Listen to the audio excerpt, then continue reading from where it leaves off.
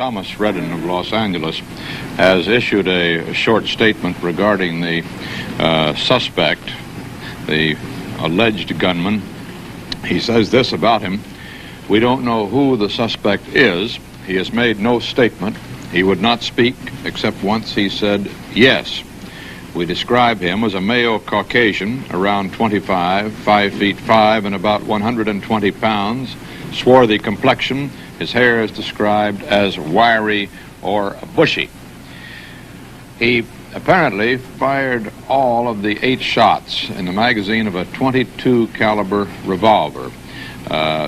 Those shots taking effect in Senator Kennedy and 4 other persons, as far as we have been able to determine, with some still rather confused reports and incomplete identification on all of the others wounded. One witness said that those shots came so close together that he could scarcely believe they were fired from one gun.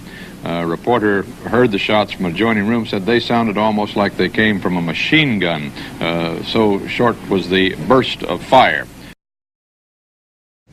The question is, what kind of country is the United States that in just the last few years has killed a president, President Kennedy, has killed Martin Luther King, and now attempts to kill Robert Kennedy, Malcolm X, the black militant leader? What kind of curious strain of violence is there in the American people? There have been some threats of violence toward the man who did it. I'd like to get my hands on that man, said one, and they've already killed the only real president we ever had. Another. The suspect, now being held by Los Angeles police in connection with the Kennedy shooting, is 24-year-old Sirhan Bishara Sirhan.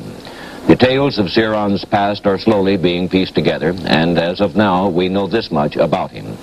He was born in Jordan in 1944 and was admitted to the United States as a permanent resident in January of 1957.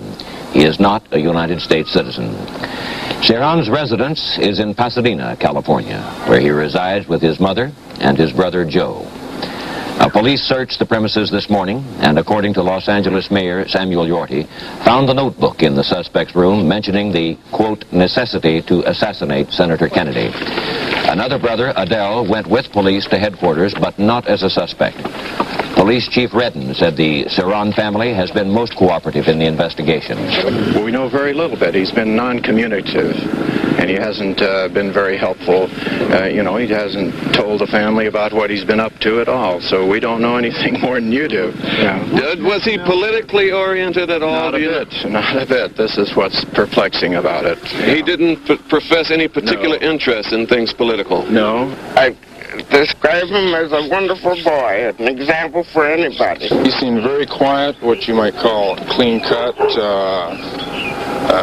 He certainly didn't seem like the kind that would do it. Sirhan graduated from a local Pasadena high school and attended Pasadena City College. One thing appears certain about Sirhan's personality: he is not highly excitable and does not appear to be mentally unstable. The crowds outside St. Patrick's Cathedral have increased so dramatically that it's almost unbelievable. The beginnings of the line start on 51st Street. People moving east on 51st Street away from the cathedral. And these people are moving very, very slowly now.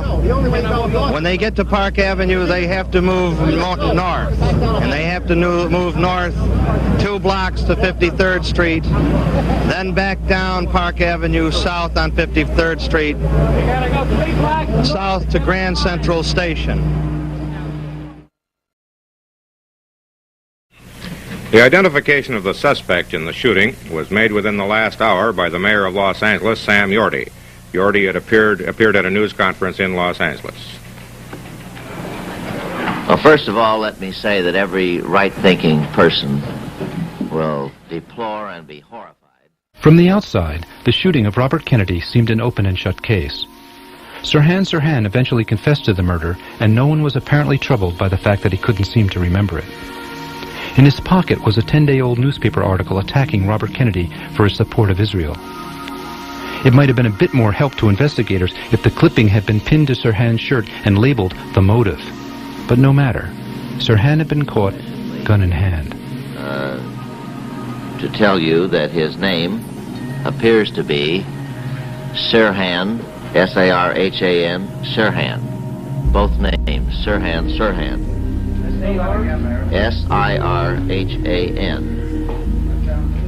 He had a news clipping from the Pasadena News, which was anti-Kennedy in nature. He had another news clip from what paper, we don't know, but it told where Kennedy would be expected to be speaking in June. On the night of the murder, William Bailey was an agent for the FBI stationed in Los Angeles. He is now a professor of criminal justice. We spoke several months ago. On the night Bobby was assassinated, I was working in the Los Angeles office of the FBI. I was called about 2 or 2:30 in the morning, and I was told to report to the Ambassador Hotel. I probably spent 15 or 20 minutes in the pantry area itself. I was walking around, looking at the various locations, trying in my own mind to reenact what took place. During this time, I happened to observe in a wood door frame, a center divider between two doors, 2 bullet holes.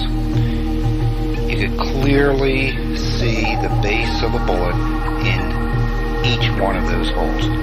They weren't that deeply embedded, and the wood that was around the holes was freshly broken away.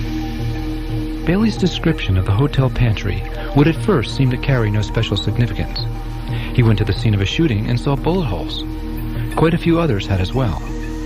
In fact, photographs were taken of police officials and others pointing proudly to bullet holes in the walls and ceiling.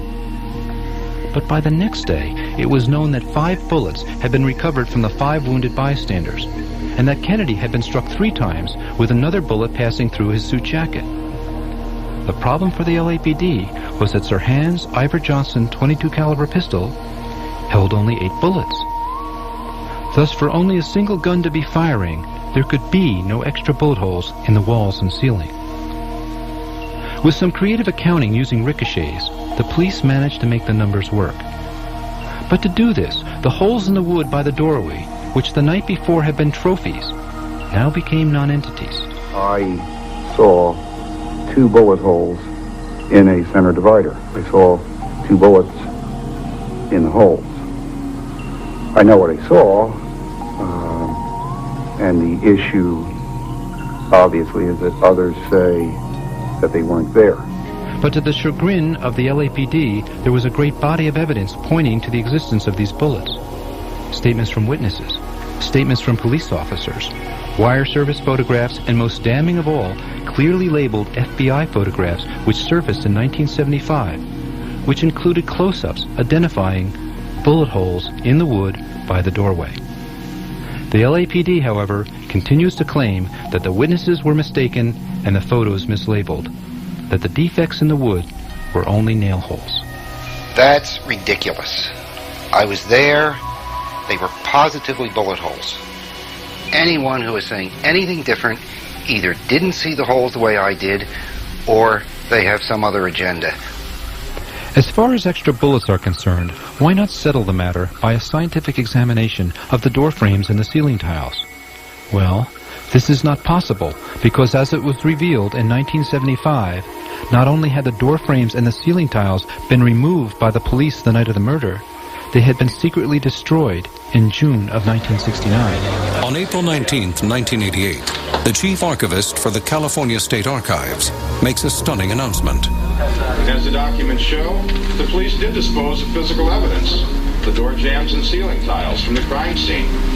Among missing photographic items are those relating directly to crime scene studies, ballistics examinations, and witness reenactments.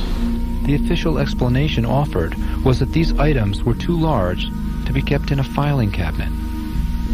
Thus, in one of the most important murder investigations in the nation's history, the Los Angeles police asked us to believe that a few pieces of wood and several ceiling tiles were too much trouble to store away. Everything that was used to convict Sirhan was preserved. Those things that had no evidentiary value, those are some of the things that were destroyed.